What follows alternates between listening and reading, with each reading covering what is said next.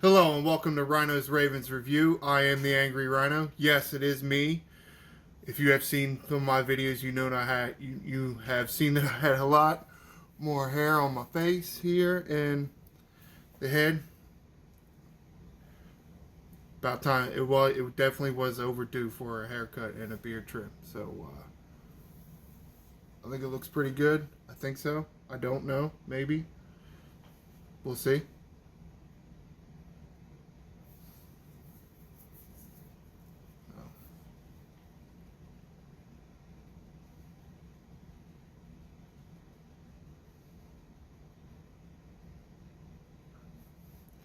Hello and welcome to Ryno's Ravens Review. I am the Angry Ryno. Yes, it is me. I got a haircut, trimmed the beard up a little bit. Comment below. What do you like better? You like the shaggy me or you like the more trimmed up me? A football game against the Browns, man, wow. If you can even call it that. It looked like, the Ravens defense showed up against the Browns offense, but the Ravens offense didn't show up to play the Cleveland Browns defense. So, I guess you could call it a football game. Whew. You see here I am on the BaltimoreRavens.com. I am in the little Game Center box score dealio. Yep, Ravens are 9-5 now. They are not winning the AFC North. Bad news, but if we get to some of the good news, well, actually, I guess the only really good news is J.K. Dobbins, 13 carries for 125 yards. That's great. That's more than. I'm no math wizard here, but that is almost 10 yards a carry. That's like, how did we lose that football game? Your top running back was averaging almost 10 yards a carry. I don't understand. Probably if you look at, Huntley pass attempts, 17 for 30 for 138 yards. That's terrible. That's god awful. If they were averaging 10 yards a pass, a completed pass, obviously, it would be 170 yards, right? They're not even at that. That's awful. More on how I think they should go about fixing that at the end of the show. Tucker, I don't think it was a Ravens day all around. It's like the football gods said, "No, Ravens, you're not going to win." Tucker missed a field goal. When does that happen? And then we got one blocked. Wow. I guess that's what happens when you rely on your kicker for your only offense, Every once in a while, one's going to get blocked and he's going to miss one, and then you're screwed. You up shit's creek without a paddle because that's all you got for offense. On the defensive side, I thought the defense looked pretty good. It is the Browns. Deshaun Watson isn't fully in game shape, I guess. He's only played a few games. Takes a while to get the motor warmed up and, really in prime football season shape. But they're still a pro offense. They got two good receivers, I think. Peoples-Jones, I think, and then a Cooper on the other side. And then you can't forget about Njoku. He's kind of a freakish athlete. And then Chubb, he's not a slouch. As you can see, 21 attempts for 99 yards. That's fairly good against the Ravens defense. So just because, they're a pro offense.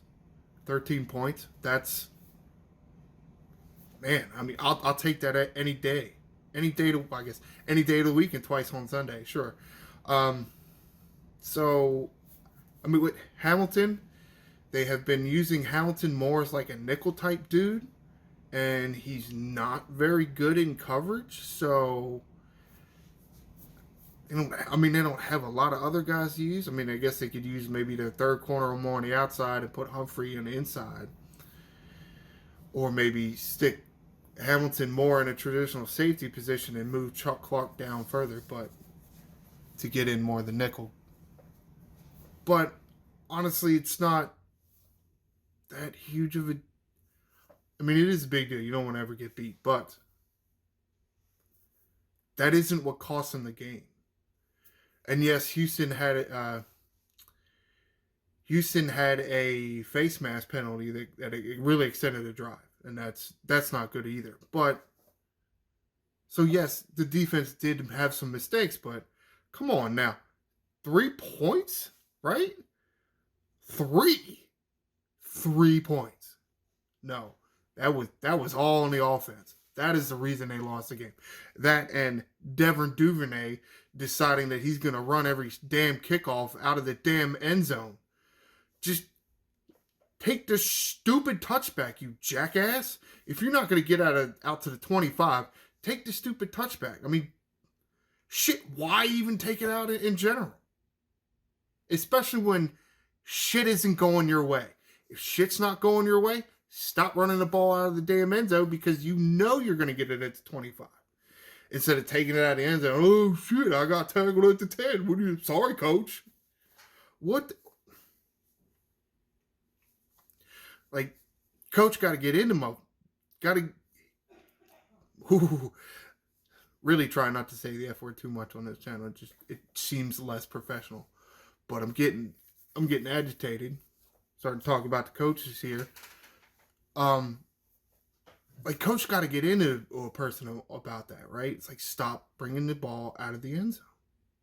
If you were consistently getting past the 25, then I can understand that, right? Why you want to bring it out. But, I mean, did he even get out to the 25 all night? So no. And yes, that is on the player, but it's also on the coach, and coaching has to stop that. You have to get him to stop that. John Harbaugh, you're the head coach. You're a special teams guy. That's your department. I mean, it's always been the way I've always thought about head coaches, right, is you're making the most money out of anybody on the coaching staff. You need to be able to run one of the facets of the game.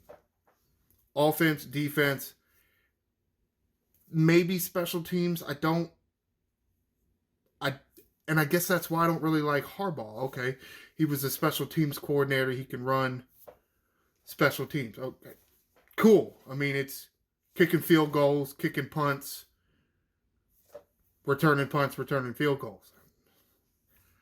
I would, if I was making a team, I would always pick a head coach that could run either my offense or my defense.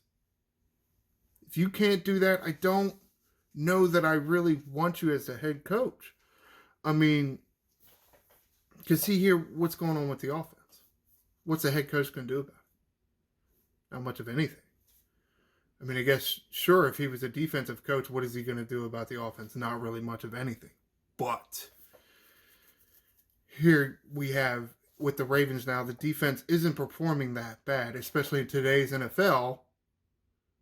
It's like there's all this offense, but you went with the special teams head coach and continue to go with the special teams head coach, and your offense is shit, right? You're spending a lot. You bring in your free agents. You brought in Marcus Williams. You drafted Hamilton. You brought in Campbell a few years ago. You've been bringing in some of these veteran pass rushers like Jason Pierre-Paul and Houston, and they traded for what's his name, man, Roquan Smith. So you're doing all this with the defense, so that kind of shores up the defense. You would think if you had a offensive-minded head coach, that would take care of the offense, but you don't. So you're left with, we got to spend free agent money and draft picks to fill both sides of the ball. Well, it doesn't really work, especially when now we got Lamar Jackson Like, we got to get him a contract or he's got to go because he won't get paid. So he'll just leave. So what do you do? I mean, I think a lot of people out there, a lot of Ravens fans want Roman to go because he is in charge of the offense. And the offense is shit right now. Like, they can't put any points on the board to save their lives. Like, what is that even? I mean, that's not even considered an offense. I think an offense would put points on the board. This offense doesn't put points on the board, therefore they ain't no damn offense. And it's not that I really want Roman to stay. It's just that he is more of a run game specialist, right?